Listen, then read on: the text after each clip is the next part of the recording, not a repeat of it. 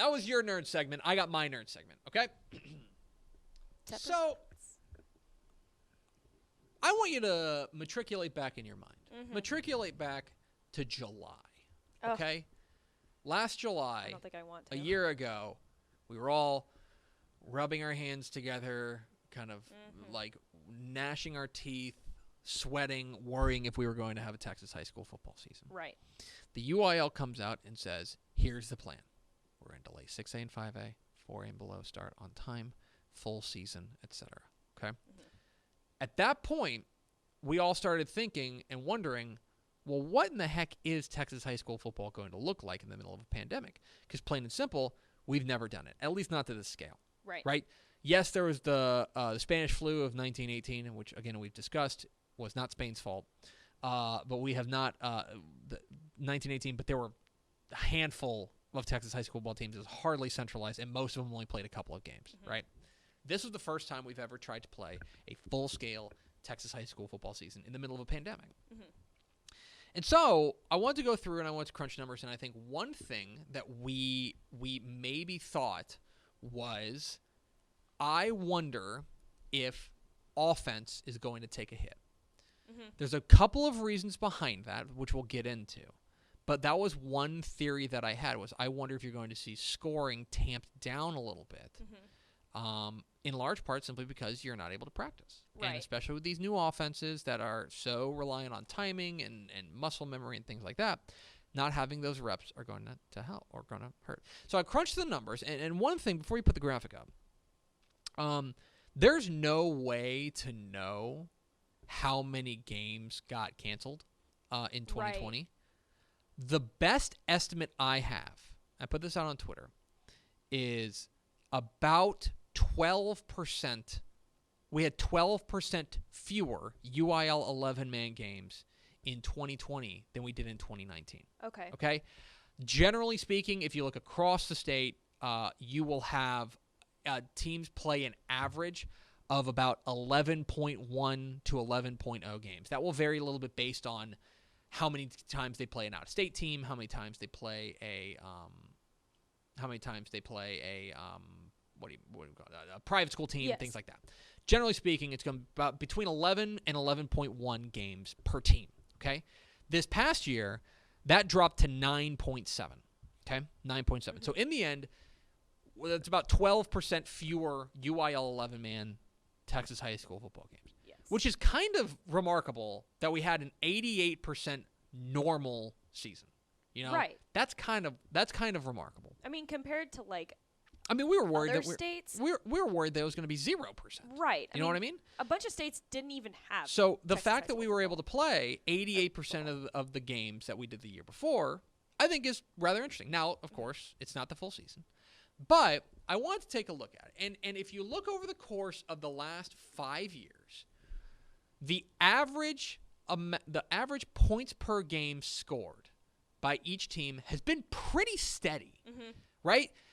About 28 points a game. Yes. 28.1, it'll dip down to like 28. In 2018, it dipped down to 27.7, but then right back up to 28. And then you look at 2020, and a nosedive, okay, down to 27.1 points per game, okay? A full point per game. And you're thinking, Tepper, what's the big deal? That's an extra point game. That's not a huge deal. But when you're talking about one fewer point per team, all across per game, across what ended up being, let me make sure I can find this, it's over 10,000 UIL 11-man Texas high school football games, 10,528 to be exact. Gosh. That's huge. That is big. A 1-point shift is a massive change. I know that doesn't seem like a lot, but I promise you that it is. Now, there's a few reasons that I think this is interesting, and a few things to unpack. One of them is we do need to consider the idea that forfeits did hurt these. Now, I believe Yeah. that this data has filtered out the forfeits, which go in the books technically, if you don't know. They go in the books as a 1-0 victory. So if Tepper High forfeits to Mallory High wins a game 1-0. Right. Because that's supposed to signify, hey, this game wasn't played, but you got the win. So this was filtered out. This was filtered out. Okay. That was filtered out. Know. But even then, let's consider the fact that if Tepper High forfeits to Mallory High and we don't play, right? But Mallory High is way better than I am, Right. okay? And Mallory High was going to absolutely clobber Tepper High 75-0, right? That's 75 points you weren't given an opportunity to score. Right. You know what I mean? That could be part of this number coming down. Yes. Could be part of it. And I want to make sure we're being intellectually honest about that is a possibility, that the forfeits could have some sort of role in it. But I do think that there's a couple of things that go into this. One of them is most teams across the state of Texas run the spread offense. Right. That is now the majority offensive scheme in the state of Texas. And I think that not having 7-on-7, not having an off season, not having practices, not getting those reps, I think really hurt. I think it really did. And I think that you're seeing that borne out in the numbers. I think that especially when you're talking about quarterbacks and wide receivers having that connection and just understanding the offense, that takes time. And I think what these numbers really indicate is you cannot install an offense as effectively over Zoom. No. Do you know what I mean? Yes. That, I think, is the big takeaway here. Is yes, there may be some part of it that is due to the fact that games weren't played, that otherwise offenses weren't able to go out there and shine. But I think that plain and simple, having fewer reps, whether they're practice reps, whether they're in-game reps, right? That going out there and getting those reps, those still count in the middle of a game, in the middle of a 45-0 blowout. Those still count and those still matter. I think it's particularly interesting that you saw that dip because teams were not able to practice as much. Right. Now, here's the question, and this will be, I think, the really interesting question. Does it bounce back? Right?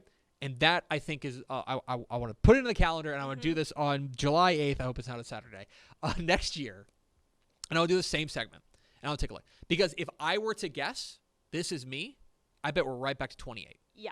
I bet it's gonna be a 1-year dip, and I think it's gonna bounce right back, and we're going to see just the ability to play 7-on-7, just the ability to get back out there and be with your teammates and practice blocking schemes and practice, passing, practice running the ball. I mean, we're talking a lot about passing, but like practice running ball, getting those reps in, installing an offense in person.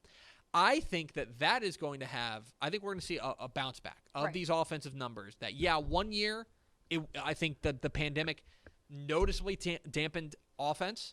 But I also think that we are going to see it rebound in a big way in 2021. I'm not saying it's going to be the highest it's ever been, but I do think it's going to get back to what is the normal amount, which is about 28 points, give or take a couple decimal points. Well, you even saw it 7-on-7 too. These teams are finding their grooves. They're getting back into it. They looked good. Yeah. They looked ready to be back on a football field in a normal environment. And I completely agree with you. I think that it's going to probably go back up. I don't think there's any reason to, Texas high school football teams didn't get less talented. No. Do you know what I mean? I think that you can draw straight lines between it and just say these teams were not able to practice as much. Excuse me. They weren't able to practice as much. Well, and also you have to factor in too that when you got sick, you got to take time off, right? Sure. You got to take time. And you dig deeper into that depth chart. How many teams were playing with backup quarterbacks because the starting quarterback was in quarantine, right? We don't know.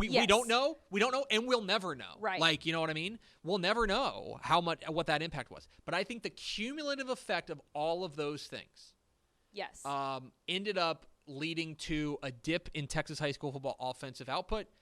I would anticipate that in 2021 we will see it return to the normal rate of about 28 points per game. Yes. You saw, if you go back through the numbers over the course of Texas high school football history, Basically, around 2003, it started creeping up, and then we've more or less plateaued at about 28 points per game. So I would anticipate that is what that's where we're going to bounce back to. Let's hope so. I think so. So there you go. There's my nerd segment. Let us know in the comments which one you liked better, mine or Mallory. Do. Thanks so much for watching that video. If you would like more and to be notified when they come out, go ahead and click that subscribe button right down there. You can also watch Texas Football Today every day live at noon on TexasFootball.com, Facebook, Twitch, and right here on YouTube. For more of the best coverage of Texas football in the Lone Star State, go to TexasFootball.com/subscribe.